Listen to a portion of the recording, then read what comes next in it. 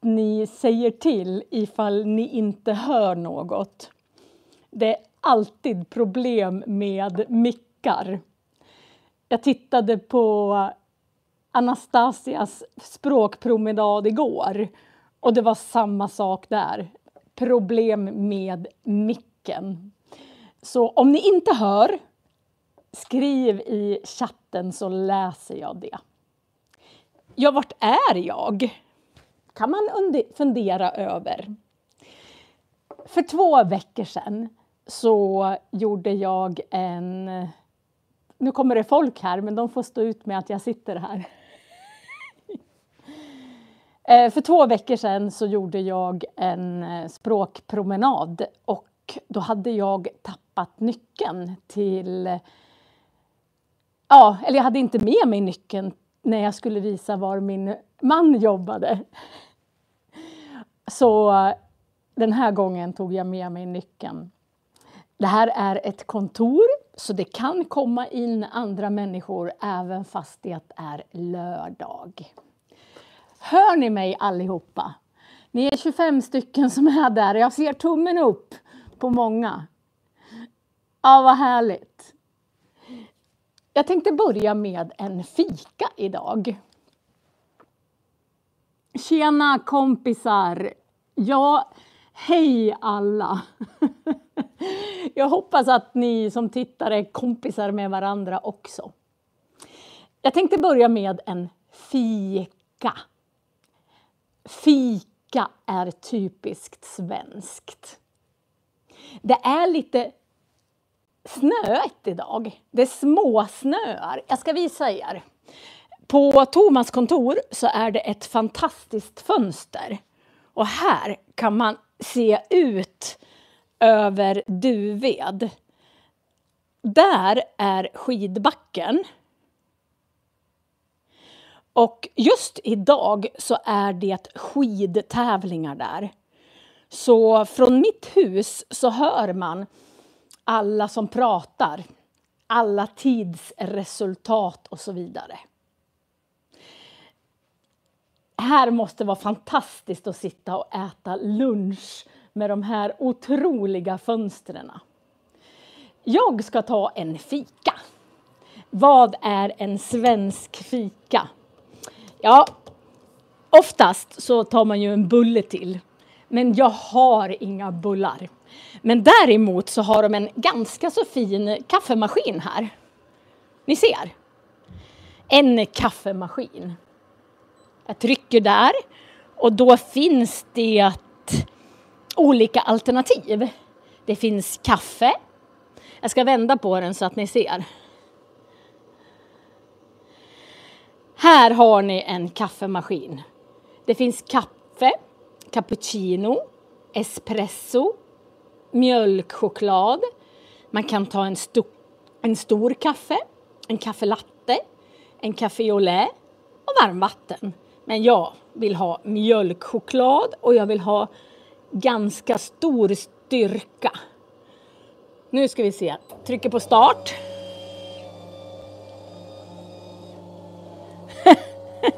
Jättebra med kaffemaskin. En helautomatisk, ja. Men den här kaffemaskinen är bra för det finns bönor här. Så då blir det gott kaffe. Och nu har jag fått min kopp varm choklad. Jag har redan druckit 2 koppar kaffe idag. Så jag ska inte dricka något mer kaffe. Då blir jag alldeles knasig i magen. Så jag börjar med att göra en liten fika med er. Ska se så att ljuset blir bra. Vad har hänt sedan förra veckan? Ja, förra veckan så gjorde jag och Erika en språkpromenad till Tännforsen. Tännforsen är Sveriges största vattenfall. Och det var så halt så många utav er, hej Thomas, många utav er trodde att vi skulle ramla. Jag fick många kommentarer att jag och Erika var modiga damer. Och det är vi. Vi är damer. Idag så är det den 24/3. Den 24 mars 2024. Det som hände i veckan var att det var vårdagjämning. Med vårdagjämning så menas det att det är starten på våren. Det är precis mitt emellan. Om man tänker att den 21 december, då är det mörkaste natten på året. Och den 21 juni är den längsta natten. Och vårdagjämningen är mitt emellan. Jag får fråga var jag bor. Jag bor i Duved i Åre kommun. Det är den 24/3 idag. Vädret. Ja, vad är det för väder? Det snöar. Det småsnöar. Det blåser inte jättemycket. Men det är ungefär max 1 grad kallt. Det är ganska skönt att vara ute också. Vi ska gå ut sen. Men jag tänkte att vi tar en liten svensk fika först. Har ni någonting att dricka? Kaffe, te eller saft eller vatten eller mjölk? Jag har varm choklad. Jag kan inte lägga undertexter när jag sänder live. Men ungefär 1 timme efter den här livesändningen är slut, då kommer jag att lägga undertexter på 135 språk. Just nu går det att lägga 135 språk på YouTube som undertexter. Vissa utav er har frågat var jag bor, och jag bor i Duved. Duved är inte... Barbara dricker mycket kaffe, säger hon. Jag blir alldeles konstig i magen om jag dricker för mycket kaffe. Många har frågat hur stort Duved är. Ja, det är inte så stort. Jag tittade på Google och det är ungefär 900 till 1000 personer som bor här året runt. Som är skrivna här. Man måste anmäla sin adress och sen blir man liksom skriven på den adressen i Sverige. Och när man är skriven på en adress så betalar man skatt till den kommunen. Här bor väldigt många människor som flyttar hit i 1 december. Och då skriver de sig inte här utan de bara jobbar här. Men de använder allting som man betalar skatt för egentligen. Så vi vill alltid att folk skriver sig här. För det blir bättre för kommunen. 900 personer. Har jag samma hobby som Anastasia? Ja, jag brukar titta på Anastasia för jag tycker hon är drottningen av språkpromenader. Jag tror ni håller med mig. Hon har hållit på i 2 år. Det här är min 5:e språkpromenad.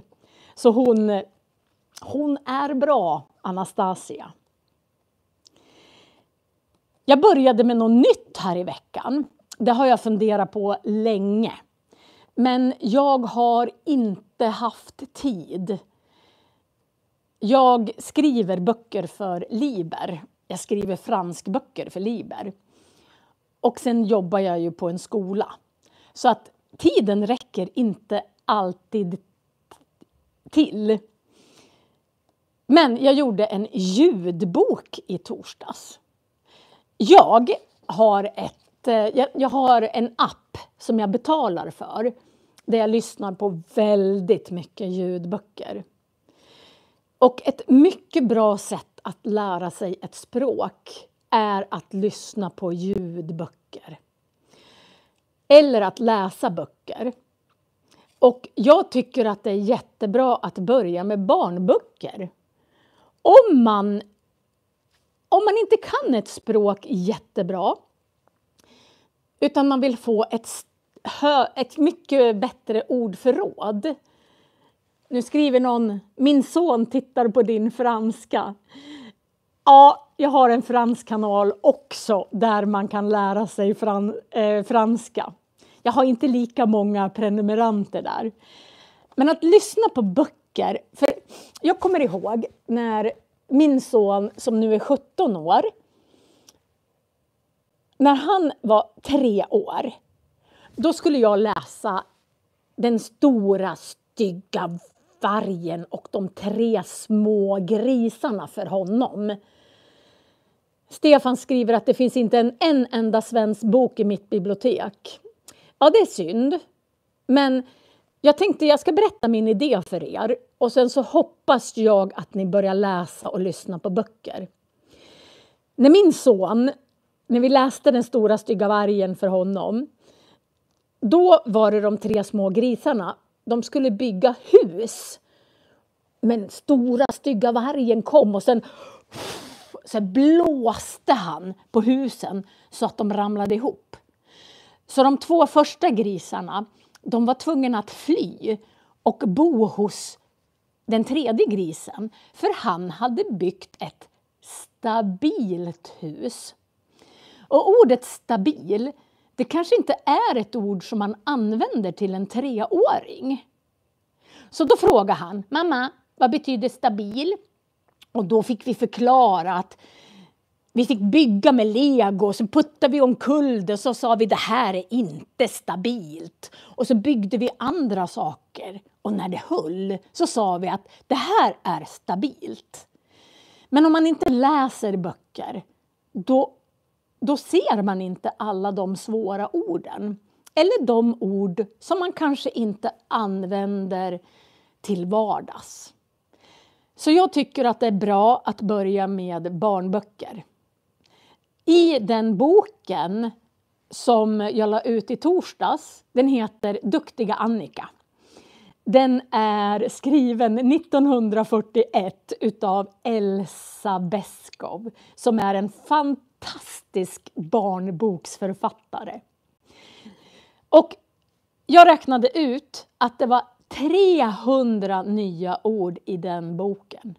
300! För att läsa en liten saga.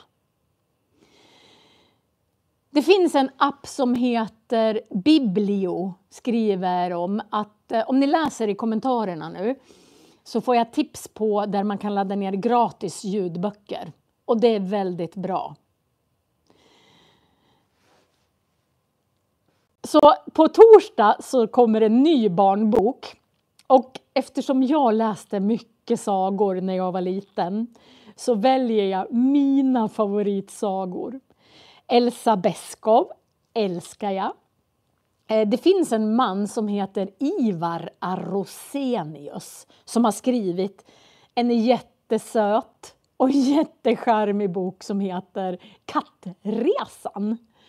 Och den kommer. Nu skriver Barbara att hon har tittat på min video. Tack så mycket. Ja, jag blir så tacksam och glad när ni tittar på mina ljudböcker. Jag håller på med Ivar Arrosenius Kattresan nu. Och den är söt. Jättesöt. Och den tänker jag dela upp i verb och substantiv och prepositioner och alla sådana här bra ord att kunna. Ja, jag har med faktiskt vad jag kan prata om. Jag har samlat lite sådana här, vad ska jag prata om? Det blir som lite, ni fikar med mig. Det här blir en liten fika med Marie. Sen ska vi gå ut också. Sara skriver, hej min kära Marie. Och hej kära Sara. Ja, jag har fusklappar. Man måste ha det ibland. Vad har varit? Jo, jag tänkte på att lära sig ett språk. Jag har varit i samma situation som alla er som ska lära sig svenska. När jag var 19 år så flyttade jag till Frankrike. Jag flyttade till Paris. Och jag kunde inte så mycket franska. Utan när jag kom till Paris så var det som alla pratade så här. Jag fattade ingenting. Ja, visst är den fin? Min tröja. Tack.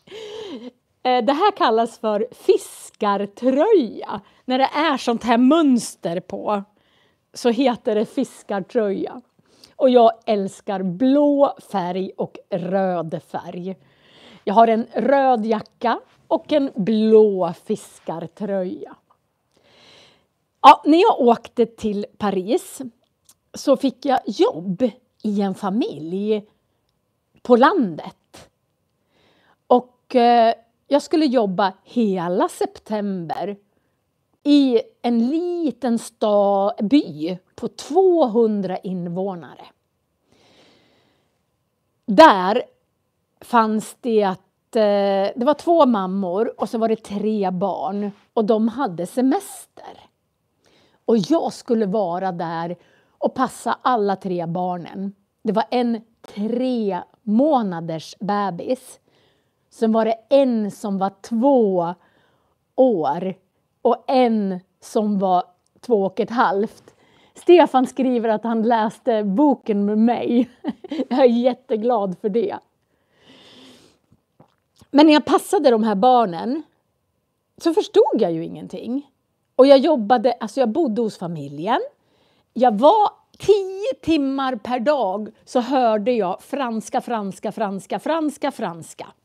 Jag skrev upp varenda ord som jag inte kunde. Varenda mening. Jag hade ont i huvudet. Och ja, det var jättesvårt. Sen hände någonting som är det mest fantastiska i hela mitt liv, tror jag. När jag satt vid en middag. Alltså det var mamman och pappan och mamman och pappan. Och sen hade de bjudit dit några vänner. Efter 3 veckor så gick det så här. Så snabbt gick det. Så först förstod jag ingenting. Sen förstod jag nästan 80% vad de sa. Och det bara gick som... Det kan vara så när man lär sig att cykla. Det kan vara så när man lär sig att simma. Att först kan man inte. Och sen kan man. Och det var precis det som hände mig när jag lärde mig franska. Så jag tror att om ni lyssnar på böcker, om ni lyssnar på poddar, om ni tittar på tv, svensk tv, jättemycket, så kanske det händer samma sak för er som för mig. Så. Vissa kallar det för språkbad. Om man utsätter sig för ett språk så här jättemycket. Helt plötsligt förstår man bara. Idag är en väldigt speciell dag. Jag vet att inte han tittar. Jag ska gå ut och gå snart. Idag är det den 24 mars. Och min halvbror fyller år idag. Varför säger jag halvbror? Vi är inte ens släkt. Men när jag var 4 år och han var 3 veckor gammal, då började han som dagbarn hos min mamma. Och sen var han dagbarn, tror jag, i 8 eller 9 år var han dagbarn hemma hos oss. Det är ungefär som förskolan. Fast förr i tiden så fanns det hem som tog emot barnen. Och han heter Anders Lindblad. Så han är alltså min bror. Så nu tänkte jag göra någonting. Alltså jag är inget bra på att sjunga. Har jag aldrig riktigt varit. Men vet ni hur man sjunger födelsedagssången på svenska? Jag ska sjunga för Anders nu. Sen ska jag skicka den här länken till honom. Då kör vi. Det här är födelsedagssången till Anders. Ja må du leva, ja må du leva, ja må du leva ut i 100 år. Ja visst ska du leva, ja visst ska du leva, ja visst ska du leva ut i 100 år. Ett fyrfaldigt leve till Anders som fyller år idag. Hipp hipp, hurra, hurra, hurra, hurra. Och sen brukar det vara en trumpet. Anders bor i Brasilien nu. Och där, jag vet inte vad, är det någon som bor i, hurra! Är det någon som bor i Brasilien som kan berätta vad klockan är i Brasilien just nu? Ja, det var Anders. Vad har jag mer på min lista här? Jag tänkte att vi kan börja med berättelser vid fikabordet innan jag går ut. Jag har skrivit att... Ja, vi sjunger när det är kungens födelsedag också. Det gör vi. Hur säger man grattis på födelsedagen på alla era språk? Kan ni skriva det i kommentarerna kanske? Andrea Ström är från Brasilien. Vad är klockan hos dig, Andrea? Får se ifall Andrea skriver, då vet jag. En sak till som jag har skrivit på, det kommer från Finland. Hur säger man grattis på födelsedagen på finska? Herzliche Gratulationen som Geburtstag på tyska.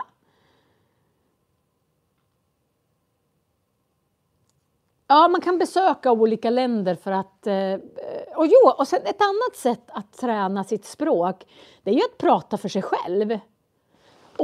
Man säger Dalaskuvakan. Inget bra uttal på den. Aisha Abdi hade skrivit hur man sa. Klockan är 8:30 i Brasilien. Ja, en annan sak som jag har tänkt på väldigt mycket det här senaste året. Kerstit Röjdenden. Uttalet för mig är kanske inte så jättebra. Jag är så mycket mamma. Jag är jättemycket mamma. Min första son fick jag när jag var 30. Och min andra son fick jag när jag var 43 år. Det är ganska gammalt för att bli mamma. Det innebar att min första son, han var 12 år när min andra son föddes. Så jag har haft barn som har bott hemma i 28 år. Men båda mina söner har flyttat när de var 16 år. Därför att jag bor ju i den här lilla byn, ni ser, i Duved. Och vi har ett gymnasium i Järpen. Men det finns inte alla linjer på det gymnasiet. Så väldigt många barn flyttar till Östersund. Östersund ligger ungefär 11 mil. En svensk mil är 10 kilometer. Inte engelska mil, engelska miles, de är 1 kilometer och någonting. Men de svenska milen är 10 kilometer. Så min son, han bor 110 kilometer härifrån i en liten lägenhet. Han är 16 år. Nu kommer det många grattis på födelsedagen i kommentarerna. Ni får läsa dem. 110 kilometer. Och i början så kom han hem varje helg. Men nu gör han inte det längre. Så för första gången på 28 år så har jag inga barn hemma. Och det är jättejobbigt. Ja, det tar inte bara 1 timme med bil. Ska jag berätta varför? Vi bor i Norrland. I Norrland så är vägarna sådär. Det är stora sprickor i vägarna. Det är gupp. Och de flesta, ända fram till Järpen får man bara köra 80 kilometer i timmen. Från de första 3,5 milen, 35 kilometerna, så får man köra 80. Och sen får man köra 90. Så att köra 11 svenska mil tar nästan 1,5 timme. Hur kan jag lära mig svenska? Jag kan inte prata men skriva lite. Ett bra sätt är att härma mig. Ni kan titta på den här livesändningen efteråt. Och sen så kan ni, om jag säger hej, hur mår ni? Då pausar ni. Och sen säger ni efter, hej, hur mår ni? Det finns en funktion på många telefoner. Att det heter röstmemo. Spela gärna in er när ni härmas. Därför då kommer ni höra hur ni låter. Många ljud i svenskan är svåra. Till exempel u, ljus, hur. Hej hej från Ryssland. Och sen så har vi y. Men det går att träna in de nya ljuden. Ljud. Om ni säger ett ljud tillräckligt många gånger. Munnen har ett muskelminne. Jag skulle lära... när jag 2016 så flyttade en kille från Syrien hem till oss. Osama, världens underbaraste kille, född 1995 precis som min äldsta son. Och han bodde hemma hos oss i nästan, vad kan det vara, 5-6 månader. Och han skulle lära mig lite arabiska. I Sverige så pratar vi i den här delen av munnen. Alltså alla ljuden är i den här delen. Men i arabiska så pratar man till och med här nere. Alltså det är ju väldigt många ljud som sitter här. Om man ska säga 4 till exempel, arba. Det sitter liksom här nere. Och wahed. Det sitter också här nere. Men jag skulle lära mig att säga katt. Och det var supersvårt. För det ljudet sitter nästan här nere. Så här, katta. Och det är samma sak när man ska lära sig ett nytt språk. Man måste träna på ljuden. Därför att när jag hade sagt katt på arabiska 300 gånger. Då sa Osama så här. Ja, nu låter det bättre. Och jag bara 300 gånger. Att det utfallet är det svåraste i det svenska språket. Ja, vi har ju ganska sjungande. Alltså uttalet. Ja. Men om ni tränar, om vi säger att ni ska säga ett ord. Om ni säger det rätt en gång, som jag gjorde med den där katten på arabiska. Om man säger en gång rätt så vet musklerna här hur man ska säga det rätt. Och så har man lättare att säga rätt flera gånger. Så har man ett ljud som är svårt och så övar man på det 100 gånger. Vi säger att svenska A och H är svårt. Då tränar ni och säger har, har, har, har. Och så spelar ni in er. Och när ni tycker att det låter bra, då har ni lärt er det ljudet. Och då blir alla andra ljud lätta, eller alla andra ord lätta att uttala efteråt. Det är korta och långa vokaler. Man måste tänka varje gång innan man säger högt. Ja, börja prata. Alltså om ni bara identifierar vilka ord som är svåra. Om vi säger att 7 är svårt att säga. 7. 7.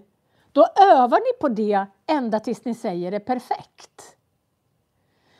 Ja, jag förstår att man inte kan slappna av när man pratar. Det finns också studier som visar att om man läser högt. Om vi säger att ni tar en svensk bok, en svensk text. Och så läser ni högt 5 minuter per dag. Bara läser och läser och läser.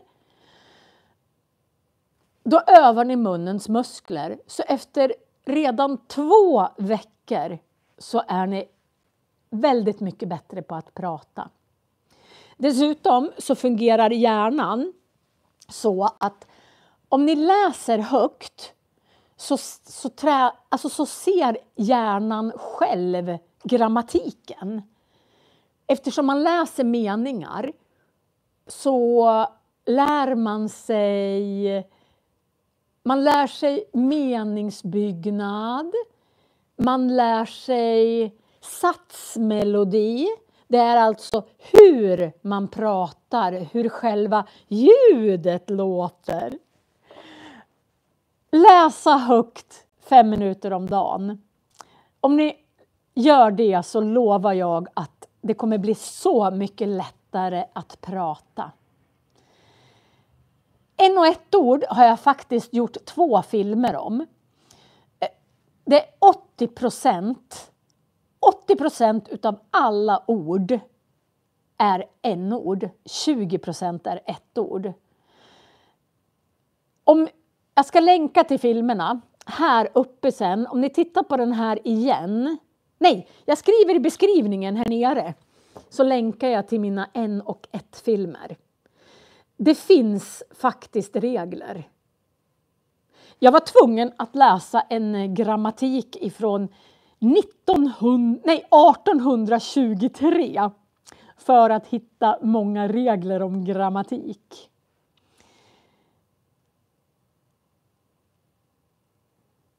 Ja, ni kan uttala alla ljuden men svårt att veta när.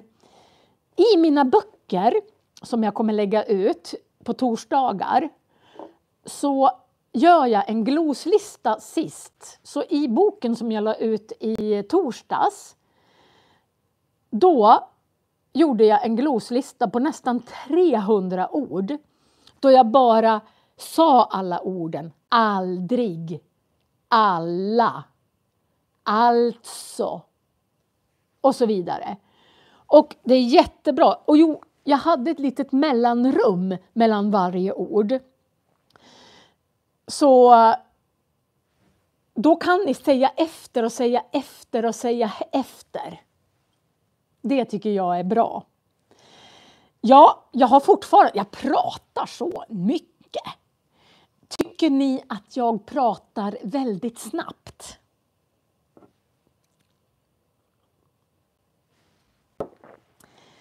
Om det går för fort så kan ni titta efter en timme det här har tagit slut, så finns det undertexter. Jag är van att artikulera. Om man uttalar tydligt så säger man att man artikulerar. Jag har läst att ungefär 10% av alla har lite hörselnedsättning. Man hör inte 100%.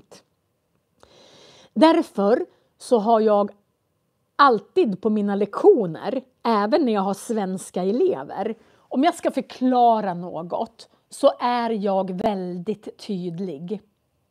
Och jag tror att ett bra sätt att lära sig ett språk är att prata väldigt tydligt när man pratar. Man kan börja med presentationer. Hej, jag heter Marie. Nej, de säger inte G. Hej, jag heter Marie.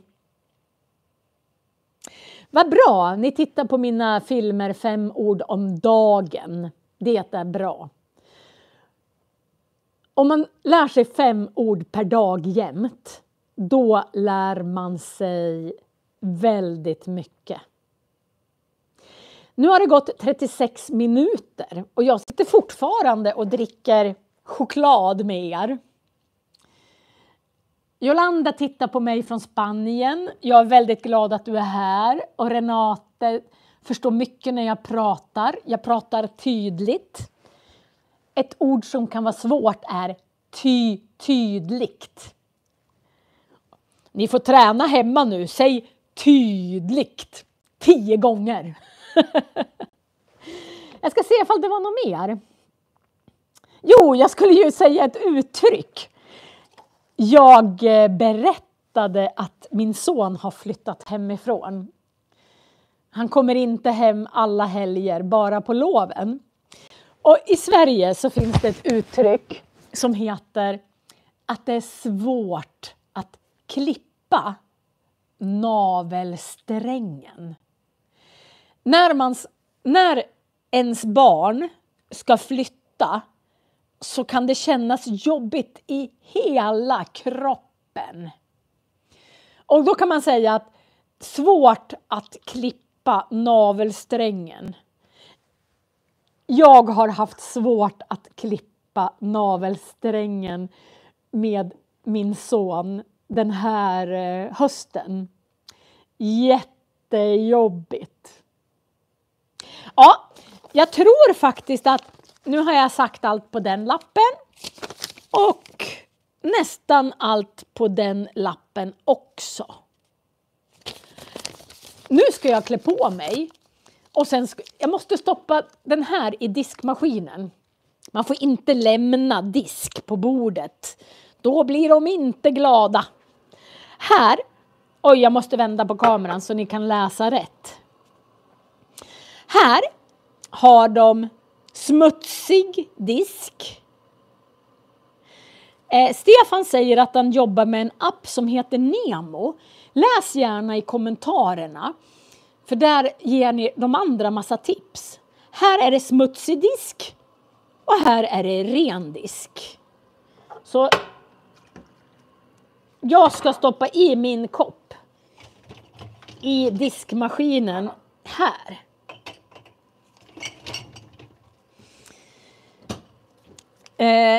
Här, just ja, jag måste nästan visa. Det här är min mans kontor. Ja, Barbara skriver att det är jättejobbigt att klippa navelsträngen. Kommer ni ihåg att jag var för 2 veckor sedan så gick jag till paddelhallen? Nej, det var ingen Ikea-kopp. Jag gick till paddelhallen och sen så kunde jag inte riktigt visa för jag inte hade någon nyckel. Här är klätterhallen. Jag ska visa. Spana in den här klätterhallen. Det är ganska coolt att titta här uppifrån hur man ska klättra.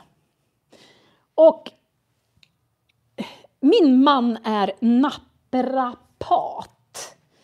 Naprapat är som kiropraktor och han är världens bästa. Så fort jag har ont i ryggen, då fixar han mig. Alltså han är helt fantastisk. Nu tänkte jag gå in på, alltså det var det här jag skulle visa för 2 veckor sedan. Men det är att jag hade ingen nyckel. Här är hans behandlingsrum. Han har en bänk här. Här behandlar han. Och han är fantastiskt duktig. Det som är roligt är att hans fönster, det är ett fönster ifrån nästan golv ända upp i taket. Jag har alltid undrat när en naprapat behöver självhjälp. Vet ni vad min man gör när han behöver hjälp? Antingen går han till Sara som är i rummet bredvid som också är naprapat. Men i 20 år har jag behandlat min man. Så jag behandlar honom 2 till 3 gånger per vecka. Så min man går till mig.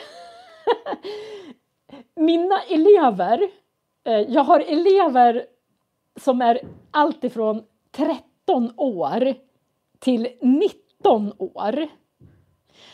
Och så fort de har ont i huvudet så säger de till mig: hjälp mig, kan du trycka på lite punkter i huvudet? Jag har ont i ryggen.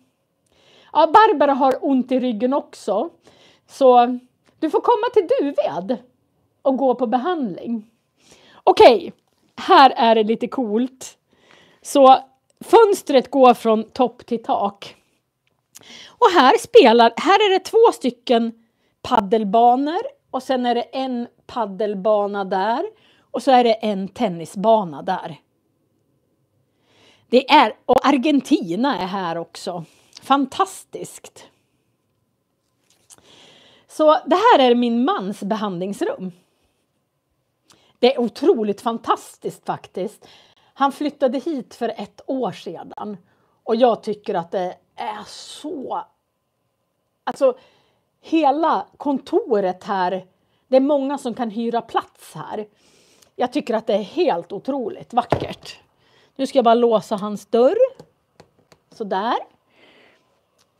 Ni måste ju se utsikten igen. Stefan ska först komma hit. Eller Barbara och Stefan ska först komma hit och få språkundervisning och sen behandling hos min man. Det blir kanonbra. Och sen kan ni komma hit och åka lite skidor.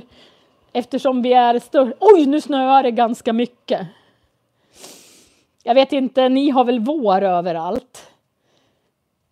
Men nu ser man knappt backen där uppe. Det snöar så mycket så att man inte ser backen. Den sista kvarten så tänkte jag gå ut. Vi får se ifall jag kan gå ut. Ni tränar pilates. Det är bra. Det finns ett gym här. Nu ska vi se. Jag ska sätta på mig min röda jacka. Det är lite ruggigt ute. Jag ska ta den här micken och sätta fast den på jackan istället. Så. Den här micken var hemskt bra. Det är nog den bästa mick jag har haft. Jag ska ta med mig alla mina saker så man inte lämnar något. Man måste städa. Nycklar.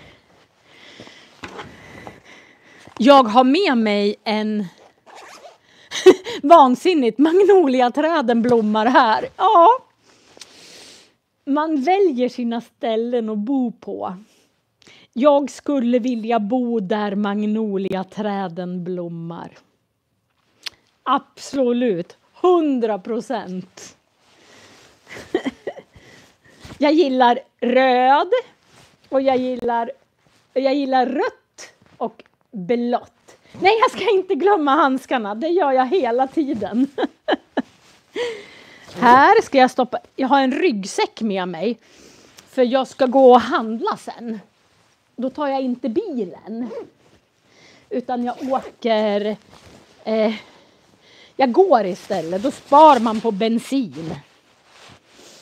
Igår var det Earth Hour. Med Earth Hour så menas det att man skulle släcka alla lampor och spara på energi och sådär. Gjorde ni det? Hur många släckte sina lampor igår mellan 8 och 9 tror jag det var. Okej, nu ska vi se ifall jag lyckas sätta på mig skorna sen. Jag tappar vanten. Det är inget bra. Jag måste sy såna här som barn har. Nu ska jag smita ner. Det här, de har ett gym. Där har de ett gym. Ska gå ner för de här trapporna. Sätta på mig skorna. Det är jättefina trappor. Det är trätrappor.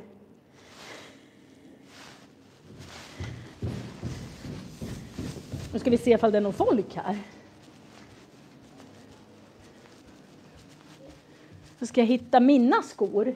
Det är väldigt mycket skor här. Skohorn.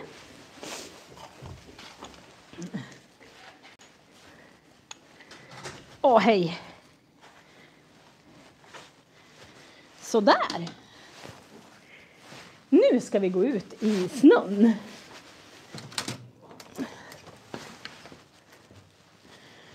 Nej, det snöar inte så jättemycket. Hej! Jag har pratat om dig. Jag kör ju live på språkpromenad på min kanal. Okay. Det här är, de undrar, vem går din man till när han har ont i ryggen? Ja. Här är Sara. Min man går till Sara när han har ont i ryggen. Vad bra att du stod här. Jag ska se, så här ska jag göra. Ölvestads naprapati. Det är du. Det är ganska... Jag går ju runt och pratar högt, du vet. Ja, jag får göra det. 1 timme varje söndag ska jag ha språkpromenad. Varför kallas skohornet för skohorn? Ja, men det kan man faktiskt fundera. Jag tror, kan det vara så att ett skohorn är format som ett horn? Att den är liksom lite böjd. Det kan vara så. Ser ni att det snöar? Det är helt otroligt. Jag tänkte ta en snabb promenad bara för att visa vart liften är hemma hos oss. Alltså,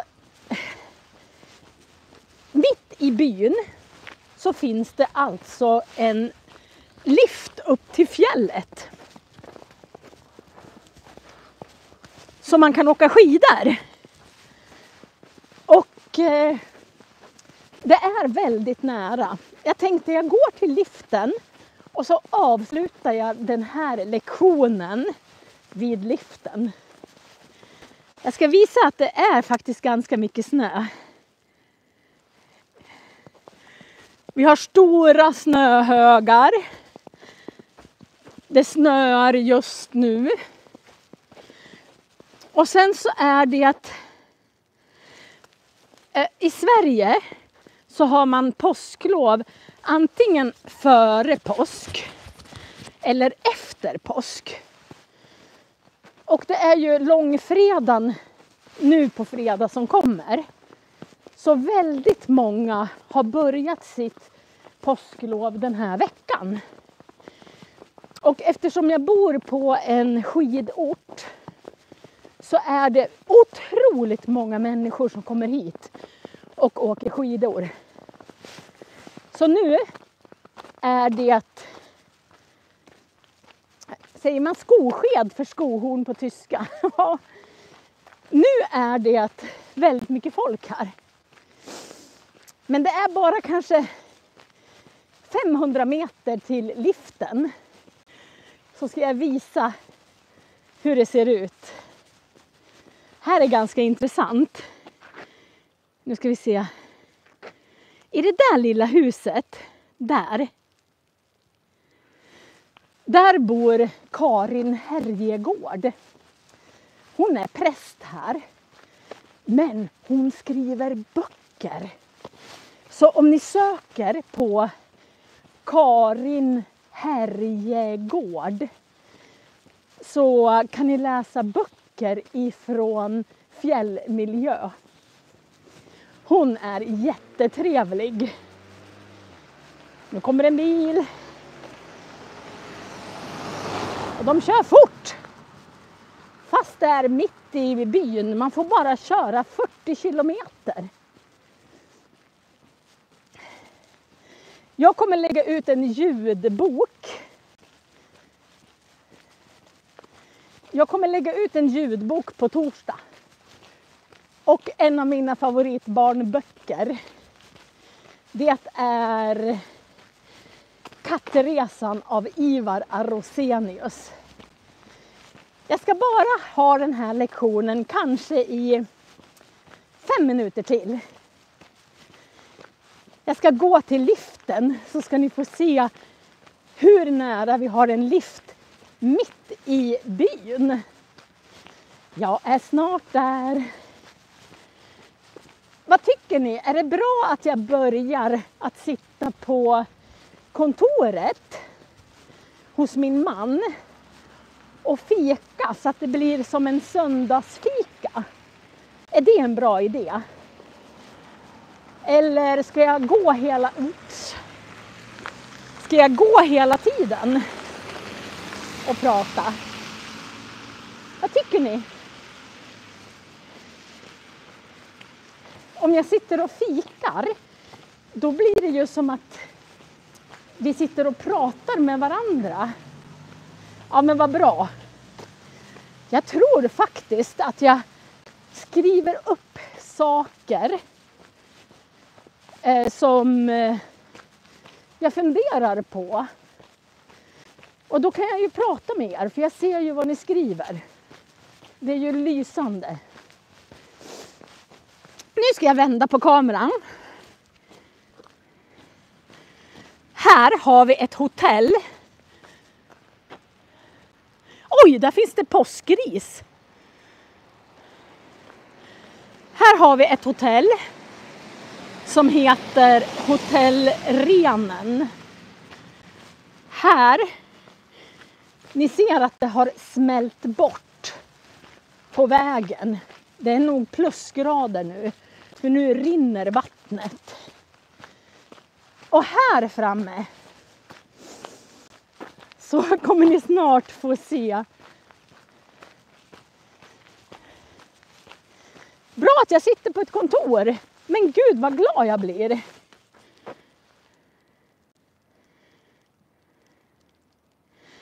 Ja, det här är en annorlunda design.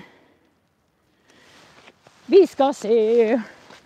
Idag hade jag tänkt försöka åka upp med liften och visa er hur det ser ut.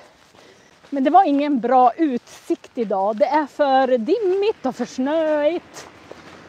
Nu ska jag inte bli påkörd här. Ja, det är mycket grus. De har grusat. Här, precis här, är liften upp till fjället. En barnlift. Ja, nu har jag nästan pratat Jo, det är en linbana. Ifrån byn här så går det bara upp en bylift som vi kallar det.